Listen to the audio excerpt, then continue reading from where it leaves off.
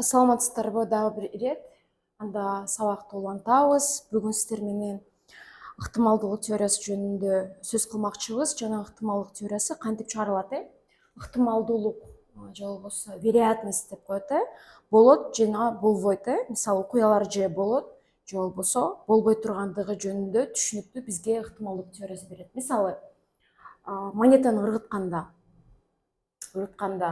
же эки варианты бар. Кайсы жагы чөө тургандыгы жөнүндө мисалы ыктымалдуулук теориясы чыгарып берет.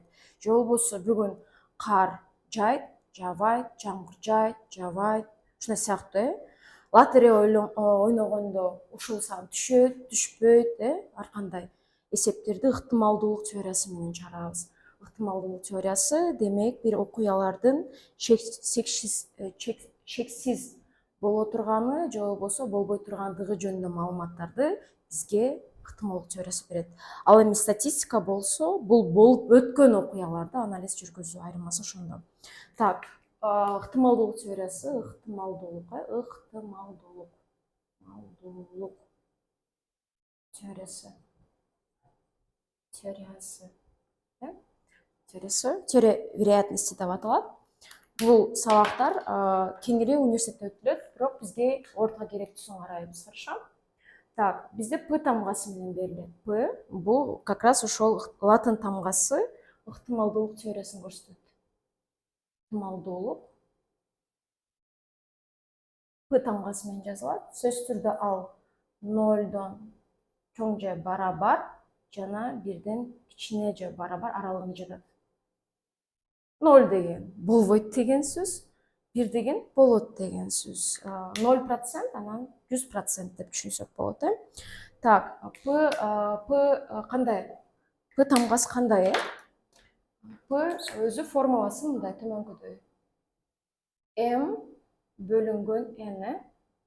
Бул эмне? П деген эмне? М деген эмне? Бул кокус окуялардын группасы. Мисалы, кокус конкреттүү. Кокус окуялардын группасы. Экинчиси М болсо кокус окуялардын толук группасы болот.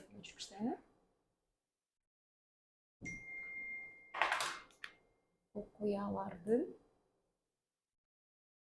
группасы. Окуялардын толук группасы. Мындай түшүндүрмөсү. Бул ыктымалдуулуктун латын белгиси ушу менен жазылат. П тамгасы. М бул кокус окуялардын группасы, N болсо кокус окуялардын толук группасы экен. Мисалы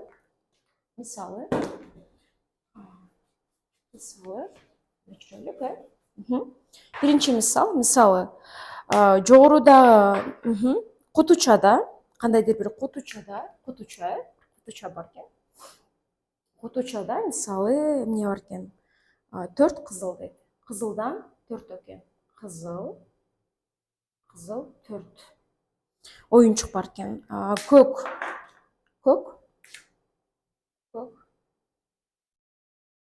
Көк канча экен? 6 экен.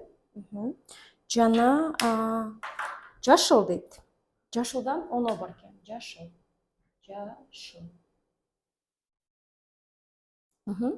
Суроосу боюнча мындай дейт. Көрбөй туруп алынган топтордун ичинен кызыл болуусунун ыктымалдуулугу канча дейт. Кызылды сурап атат бизге. Кызыл, конкреттүү. Демек, биздин формула кандай эле? Биздин формула төмөнкүдөй болчу, эсиңизде. П белгиси, М анан N. М конкреттүү. Демек, бизге эмне керек? Кызыл керек. Кызылды сураса, кызыл деп жазасыз. Кызыл канча? 4. Конкреттүү көрдүңөрбү? Калган М болсо толук канча топ бар эле? 4, 6, 10. 4 канча болот? 10, 20 болот, туурабы? 20. жана эмне кылып коебуз, бөлүп коебуз, кыскартып койсок болот. Канча? 4кө кыскартсак болот. Кыскартуу болот, билебиз, канча болот? Үстү 1, асты 5, канча чыгат экен? 0,2. 20% экен. Демек, кызыл оюнчукту көрбөй туруп алып чыгуунун ыктымалдуулугу 20% түшөт экен. Макулбу? Бул эмне? Кызылдыкы болду. Эми сиздер менен кайсыны табалык? Көктү табалык. Көк. Дал ушундай чыгарылат. Көк. Көктөн канча? 6. Жол өзүнчө мынтип жазып алсаңар болот. Эми биз айрыкча өзүнчө жазып алабыз. 4 кошу 6 кошу 10. Канча? 20. М барабар канча? 6. 6. Канча экен? 20 экен. Буларда канча бөлүнөт? Ооба, 2ге бөлүнөт. Кыскартабыз канча? 3 асты 10. Бөлсөк 0,3. 30% түшөт экен. Жана эмне калды? Бизде жашыл калды. Жашыл менен жазып коелу. Жашыл.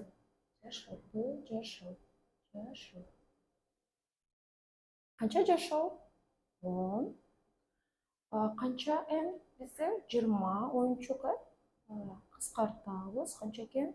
0,5 экен. 0,5 экен. Чындыгында карасаңыздар, бизде мындай болот. Бардыгы биригип 100% түшөт. Мынакей, текшерип көрөлү, бул жака өчүрүп эле. Кызыл канча чыкты эле? Давайте, дагы бир жолу жазайынчы. Кызыл. П кызыл. Канча чыкты эле? 0,2 чыккан, туурабы? 0,2. Көк канча чыкты? Көрүп тургандай эле 0,5 чыкты, көрдүңөрбү? Жана П жашыл. Канча чыкты? 0,5 чыкты. Чындыгында булардын баарын кошсок 1 чыгат. 100% чыгат. П барабар, мисалы, П кызыл кошу П көк жана П жашыл. Канча? Кызыл канча? 0,2. П көк канча? 0,3. Жана П жашыл 0,5. Бул 1 да 0,5 бе? 0,5 ке 0,5 кошсок 1, көрдүңөрбү? 1 чыгат. Ушинтип текшерип койсоңор болот. 100% чыгыш керек эң анда. Бирок бизде эсеп боюнча конкреттүү бирөөнү сурайт, ошол себептен проблема эмес. Макулбу? Так, бул эсепти чыгардык. Көбүнчө мисалдар кандай келиши мүмкүн? Бизде ортодо көбүнесе ушундай оюнчуктар жөнүндө келип калып атат. Ошол себептен оюнчуктар чыгардык. Өкчөгүчтөр жөнүндө болуп калышы мүмкүн. Эсептин ордугуна жана эсептин түрүнө жараша болот, макулбу? Так.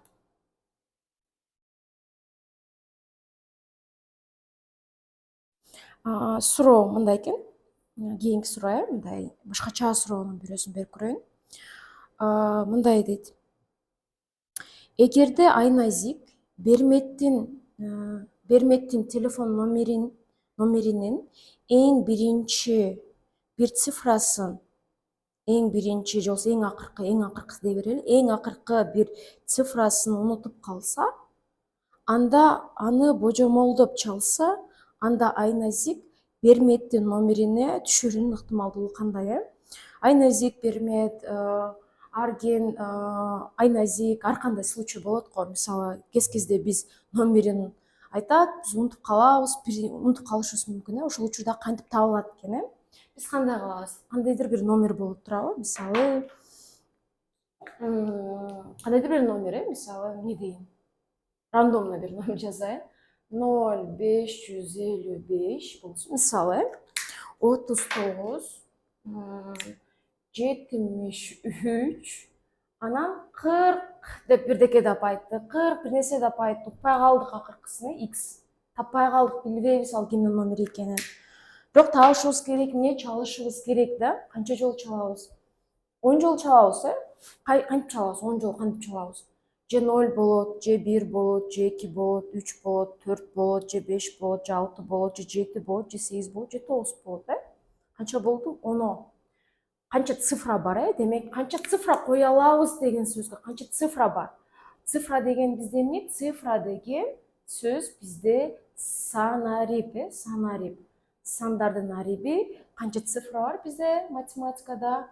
10 цифра бар. Түсінербі? 0-дан қаншаға чейін?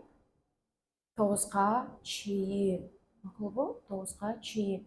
Бардық сандар ушул цифралардан же санариптерден түзүлөт деп билебиз. Мақұл бұл? Оны. Демек формуланы жазалы кайра башынан. М, Н, канчасы унутуп калды? Бирөөсүн М демек 1. Себеби бирөөнү унутуп калбадыбы? 1. Канча цифра бар? Канчанын ичинен? 10-ның. Мынакей. Ушундай экен. Туура жообу 10-дан 1. Ушундай сыяктуу кылып чыгара бересиңер. Так, биз китеп боюнча дагы бир эсеп, көп келе турган эсептен бир эсеп чыгаралы. Ошону чыгарып коелу, хорошо? Так, бул деле жанагындай эле эсеп экен. Мунун дагы бир нюансы бар. Дагы бир жолу кайталайм. Ыктымалдуулук теориясы экен. Жанакы эле кап, кандайдыр бир мүшөк, же кутуча, ар кандай болот экен. Жанагындай эле экен. Бирок чыгаралы. Бул кичине бир аз необычныйраак экен. Бир аз кичине жана, бул жерде 1 же 2 деген нюанстар бар. Ошол себептен муну да жазап коелу. Так, дагы бир жолу каптын ичинде дейт, кайра эле кызыл дейт. Кызыл, кызылдан экөө бар экен. Так, сары 7 дейт, сары 7 дейт. Жана ак 10 дейт. Ак 10 дейт. Бул берилди. Бул берилди. Дароо эле биз капта канча бар экен таба алсак болот, Мди таба алсак болот. Канча бар? 2, 7, 10. Демек көргөндө канча? 19. 19? 19 топ бар экен. Жалпы 19 топ. Так, биринчи суроо мындай дейт. Биринчиси, ушу китепте скука китебинде бар. 11-чи сабакта, 10-чу сабактарда бар. Так, биринчиси, биринчи топту алып чыгууда ал сары топ болуусунун ыктымалдуулугу А деп коеюн, А. Сары дейт. П, сары. Сары. Сары. Так, формуласы М. Н канча топ? 19 топ. Сары канча? 7. 19-дан 7. 7-ни 19-га бөлсөңүз, сөзсүз түрдө ыктымалдуулугу чыгат. Чындыгында эле да, мисалы карасаңыз, өзү 19 болсо, анын 7-сү сары го. Кызыл десе кандай болмок? Кызыл десе дагы бир жолу 19-дан канча? 2, Ак десе кандай болмок? 19-дан канча болмок? 10 болмок. Көрдүңүздөрбү? Баарын кошсоңуз 19 баары 1 чыгат, Так, бул биринчиси болду. Эми экинчиси. Бизде суроо боюнча муну сураган, демек туура жол ушул. Жөн эле таап койдук. Экинчиси мындай дейт. Эки топту алып чыгууда алардын кызыл жана сары болуусунун эки топ аласыз. Эки. Ключевое слово эки. Экөөнү алыш керек. Бирөө эмес, экөөнү. Эки топту алам. Демек, мисалы мындай подарка берем, кутуча же болбосо мүшөктүн ичинен салганда мен экөөнү алып чыгышым керек, бирөөнү эмес, экөөнү. Ал кызыл жана сары деп. Кызыл жана сары. Жана деген сөз көбөйтүү болот. Жана деген сөз көбөйтүүгө калмашат. Биринчи көбөйтүү, экинчи, Так, биринчи эмне дейт? Кызыл десе, сиз кызылды коесуз. Биринчи кызыл деп сүйлөмдө кетсе кызыл. Бияка кызыл 2, экинчиси сары. Анда бул жак 7. Бул кызыл, бул сары. Так, биринчини кызылды алыш үчүн мен канчанын ичинен алам? 19-дун ичинен алам экөөнү. Ал эми бирөөнү алдым да мындай. Демек экинчиси сөзсүз түрдө бирге азаят, уже бирөөнү алып атпаймынбы? Анда бул жер сөзсүз түрдө 18 болот. Дагы бир жолу 2 топ десе, жана десе, биринчи жазылат, экинчиси бирөөнү азаят. Сөзсүз түрдө бирөөнү азаят, экөөнү эмес, бирөөнү. Экөөнү алып чыгып, биринчисин 19-дун ичинен алам, экинчисин 18-дин ичинен алам. Биз билгендей эле эмне бул? Көбөйтүү, кыскартып жиберсек болот. Кыскартууну билебиз, же кайчылаш кыскарат, жүз тазды кыскарат. Бұл жерден 2-ге қысқартсақ болады. Бұл 1, бұл қанша? 9. 1-ді 7-ге көбейтсе жөн эле 7, 19 9 көбейтсе 171. Туура жол ушул. Чындыгында ошондой. Мисалы, эки топту именно ошондой кылып алыш өтө кыйын го. Ошол себептен. Так, ВС. Так, акыркысы экен. Бир топту алып чыгууда анын кызыл же ак болуусунун дейт. Ак же кызыл кечиресиздер. Ак же кызыл дейт. Бир топ жөнүндө болот. Бир топ. Бир топ. Айырмасы жок экен. Ж деген или. Жети боло берет. Или деген сөз, Ж деген сөз бизде кошуну берет. Кошу деп жазып коеюн, кошу. Анда биринчи эмне дейт? Ак дейби? Акты жазайын. Ак канча? 10. Экинчи эмне дейт? Кызыл дейт. Кызылды жазам. Канча? Кызыл 2 дейт. Бир топ жөнүндө болот. Анда 19тан канча? 10. Экинчиси деле 19тан 2 болот. Бүттү. Мына карагыла айырмасы. Бул жерде 2 топ болчу. 2 топ. Ошондо 19, биягы жана 10 18. Бул бир топ жөнүндө болчу, бир топ. Жал ак болсо деле боло берет экен, кызыл болсо деле боло берет экен, айырмасы жок экен. Ошол себептен так окшош 19 жазам. 10го 2-ни кошсо 12. Чындыгында өзү 19 топ болсо, анын 12си эмне? Кызыл жана ак түстөгүлөр экен. Так, ыктымалдуулук теориясы ушул. Ыктымалдуулук бул болгон окуялардын сөзсүз түрдө болуп болбой тургандыгы жөнүндө маалыматты берет экен. Макулбу? Бул эң кеңири таралган, ортодо келген мисалдардын бири болуп эсептелинет. Бул мисалдарды сөзсүз түрдө колдонуп, чыгарып жана жакшы балдарды алышыңарга тилектешмин. Бирок бул учурда биз айрым бир түрүн карадык. Башка видеолордо балким дагы видеолор дагы тартышыбыз мүмкүн. Ошондуктан баарыңарга рахмат. Баарыңарга ийгилик каалайм жана чоң рахмат.